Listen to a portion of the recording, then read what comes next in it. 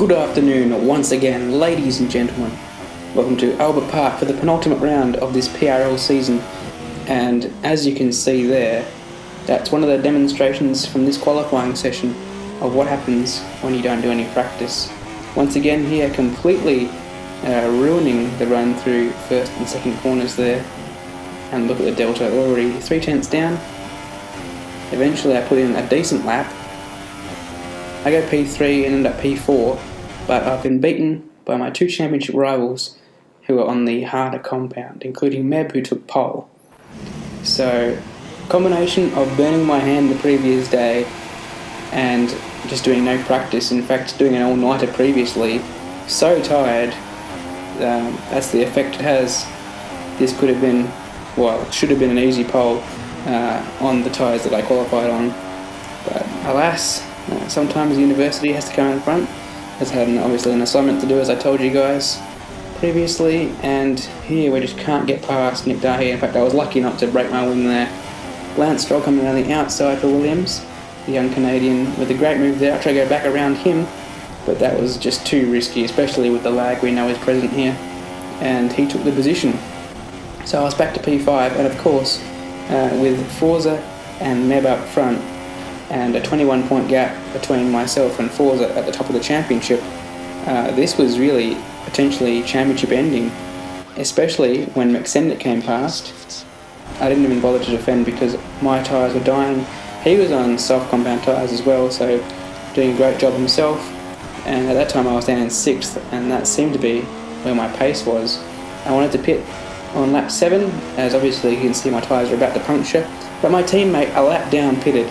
My new teammate, of course, for this round of reserve. So that was highly imperfect. I lost so much time the next lap. I think it was some 5 or 6 seconds.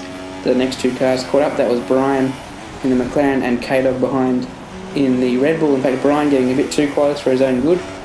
We ended up pitting, but any chance of improving our position beyond 6th was ruined by the teammate pitting the previous lap.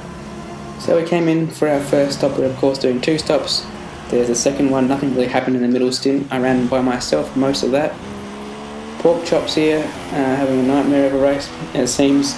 Also not enjoying my home track here.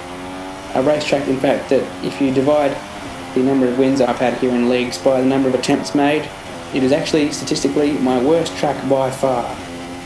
I only have less wins at Baku, and Baku's only been in 1 game. So here we are with 2 and a bit laps to go behind K-Dog. We obviously want this 6th position because 8 points will be valuable in the Constructors' Championship. The Drivers' Championship will be out the window by this stage. Championship defence has not gone well at all this season. My points average much lower than last season. And of course, I took the Toro Rosso 2 Championship victory. And on the last lap, we've got K-Dog to worry about because all of a sudden the balance in tyre wear shifted and his mediums are in better condition than my softs. He tried it in the second DRS zone, but I had it covered down the inside, and there's not many other places to try and overtake. Forza Alonso wins the race. Congratulations to him. It looks like he'll be winning the championship here, the 3rd time I believe for him. Meb is still with a chance at Monaco, but he needs a disaster for the Haas driver, and he needs to win the race. So it looks like we're going to come across the line for 8 points.